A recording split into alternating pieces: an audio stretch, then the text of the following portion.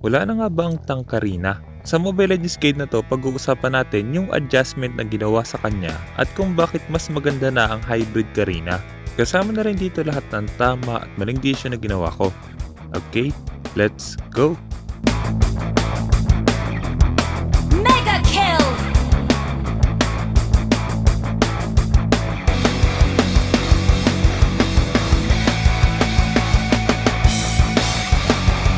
Unstoppable!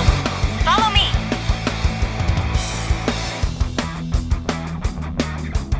Hey, how you doing? Hello there. You have slain an enemy!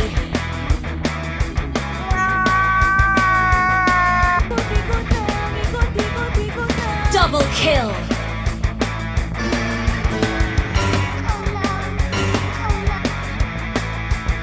The next level play. The next level play.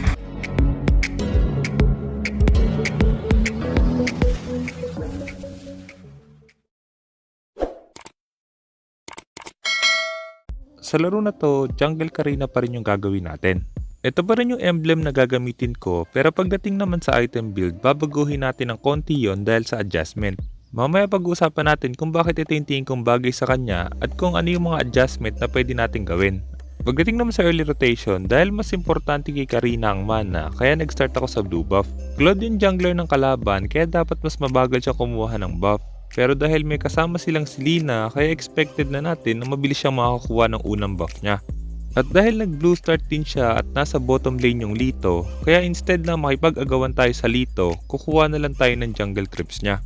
Kung sakaling i-contest ng kakampi natin yung Lito, possible na iwan pa ng Claude yun kasi yung tank niya nasa top lane. Pero dahil walang nag-contest sa kanya, kaya madali niyang nakuha yung Lito.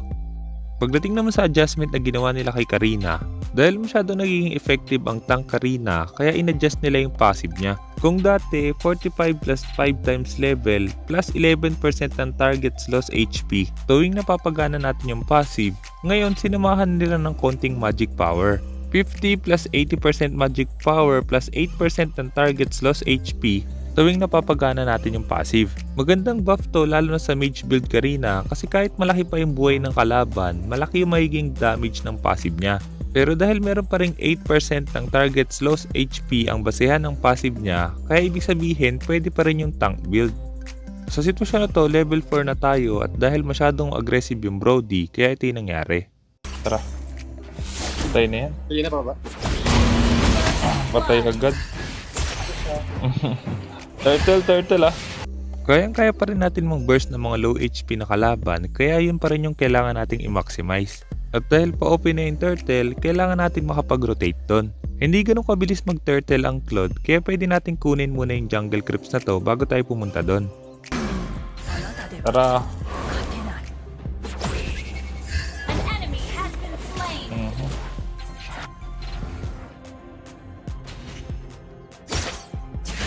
Turtle! Namatay yung Claude, turtle lang natin to, wala silang retry. Is not ready. Papahan ito.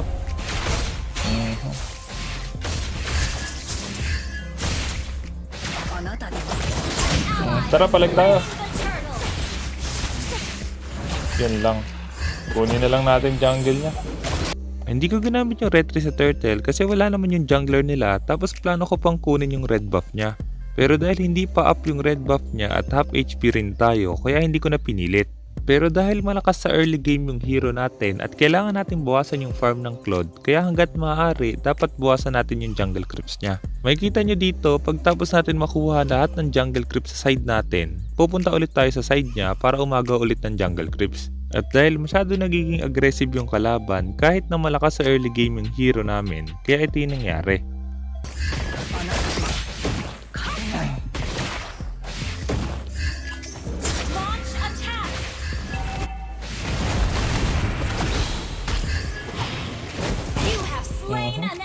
Sarap naman lumasit dun. Pumunta ka dun para lang lumasit. Pagdating naman sa adjustment sa items, kaya ito yung item build na gagawin natin ngayon dahil nga importante na meron tayong magic damage kahit papano. Concentrated energy yung pinili ko kasi binibigyan din naman tayo ng HP nun na magdadagdag din ng damage kapag nakabuo tayo ng Thunderbelt. Maliban doon, tuwing nakakapatay tayo, babalik yung buhay natin na parang meron tayong killing spree. Thunderbelt naman para meron tayong additional damage at slow. At yung tatlong huling defensive item, pwede nating palitan depende sa sitwasyon. Ito yung mga possible items na pwede nating ipalit sa tatlong huling item. Kung focus sa magic damage yung mga kalaban, pwede natin pagsabayin yung Athena Shield tsaka yung Radiant Armor. At kung more on physical naman, maganda yung Anticaras, at kung kailangan natin ng anti-regen, katulad na lang sa laro na to, maganda yung Domi. At kung nakapag-snowball tayo ng maaga, pwede naman tayo mag-Bloodwings. Mas gusto ko rin yung Winter Truncheon kaysa sa Immortality, pero kapag cooldown yung Winter Truncheon natin, mas maganda na palitan natin yun ng Immortality. Sa sitwasyon na to, OP na yung turtle kaya dapat kunin na natin yon. Ang problema nga lang, dahil hindi ako marunong mag-retry, kaya ito yung nangyari.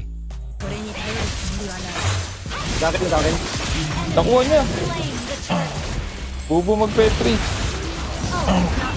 Hindi marunong mag-retry yung Karina. Nagawan tayo ng turtle kaya kahit papano nakabawi yung kalaban. Pero dahil nga lamang tayo sa early game, kaya hindi dapat natin tigilan yung pagbe-pressure sa kanila. Kaya pagtapos natin kumuha ng blue buff, instead na kumuha na tayo ng red buff sa side natin, kukuha muna tayo ng jungle creeps nila. Importante yon para mabawasan yung farm ng Claude. Request backup.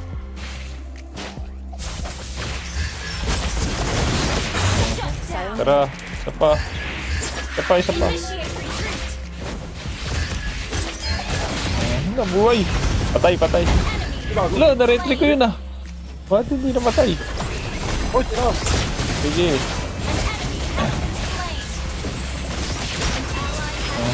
Yun lang, di siya umabot.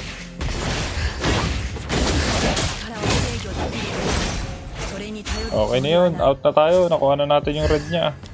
Napatay natin yung Claude, nakuha natin yung red buff niya, tapos nakuha pa natin yung maliliit na jungle creeps niya, kaya ibig sabihin lamang na ulit tayo sa kanya. Pero dahil lamang sa late game ang Claude, kaya ibig sabihin dapat tapusin natin ang mas maaga yung laban. Priority kong i-push na yung top lane, ang problema nga lang, hindi ko napansin na pa-up na pala yung turtle. Pero kung kaya na natin basagin yung top lane kapalit ng turtle, worth it na trade na yon. At para magawa yon, kailangan mapatay natin yung nagde-defend. Tara, pasok tayo. Not ready. Sige. Ay, tayo. Nice one, basag tayo. May turtle. You destroy. Nagka-turtle sila. Diabot, sige, bigay natin. Enemy has slain the Sa blue na lang niya, sa blue. Nabasag natin yung top lane kapalit ng turtle, at dahil pa-up na rin yung blue buff niya, kaya kailangan ituloy ulit natin yung pressure. Nagbo-blue. request backup. Isa pa. An enemy. Tara. Isa pa. Uy, dito mama, isa ko. Ayun, nice one. Killing spree. Ay, tsaka tayo magpi-physical defense ngayon. Napatay natin yung Claude tapos nakuha pa natin yung blue buff niya. Maliban doon, kahit nakakuha siya ng turtle, dahil nga namatay siya, natanggal na ulit yung turtle buff. Pa-up na ulit yung red buff niya, pero dahil wala tayong retry tas wala tayong kasama, kaya mas magandang hindi natin piliting kunin yon. Ang priority na natin ngayon is kumuha ng second tower, pero dahil nakafocus din sa teamfight yung kalaban, kaya ito pa yung mangyayari. Team destroyed. Mag-hybrid build tayo para ano. Para may dagdag damage yung passive ng ult. Anong natin, passive natin. Tara, palag. Bakit yung tank? At pala, pinatay ko na rin yun. Enemy has been slain.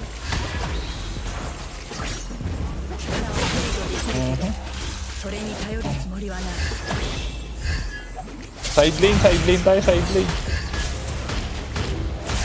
Wala tayo babasagin dyan. Launch attack.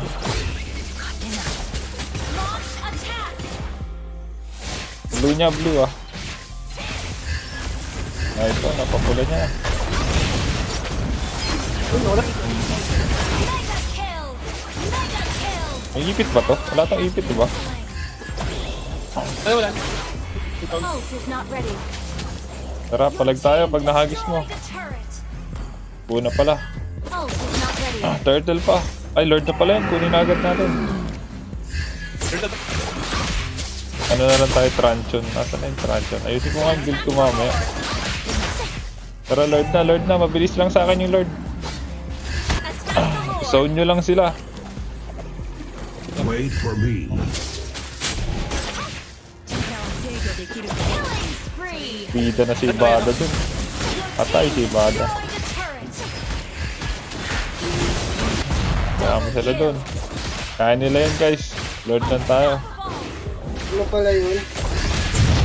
Ako isa ng kalaban ko. Yung kawas eh. Ally has slain Lord. Nagalit si Bada. Ito. Yun lang, may trap. Oh, dito, sa red, oh. Meron. Wait, ganito yung red Wait natin. for me. May Lord na, papush na. Huwag nyo clear yung gitna ah. Baba tayo, baba oh. Second tower. Tara. Mid. Tara, mid. Walang kasama yung Lord oh. Tara, hagis isa. Basag na yung baba. Hindi na basag yung baba. Wala tayo nabasag. Team destroyed a turret. May naipit, patay. Tara kay Esme.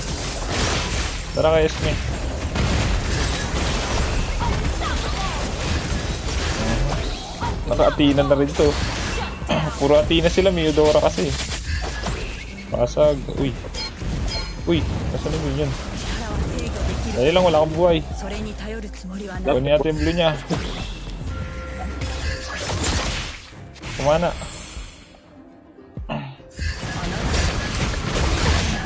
May ipit ba yan? Meron nga. Buti na lang, nagdalawang isip siya. Kill. Ibig muna ako. Okay na yun. Kailangan ko pa ng konting defense. Brute force yan. Okay na yun. Kuha tayo ng next lord para makabasag tayong third tower. Baba yung lapu. Lapu, baba ka lapu.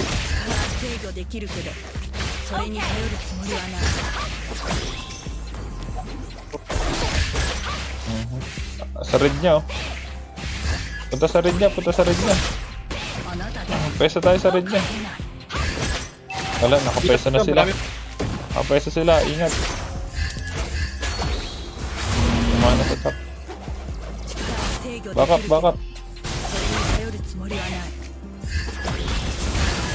Uy, tayo. Tara. Diyan ko.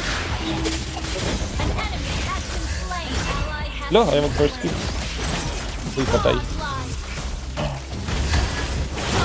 Uy, ang dami nyo ah.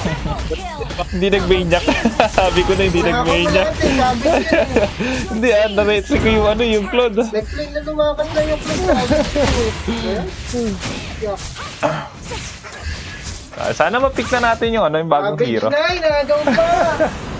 Sana marami ka natutunan sa guide na to at kung meron kang guide na gusto ipagawa, i-comment mo lang sa baba at susubukang gumawa ng guide tungkol doon.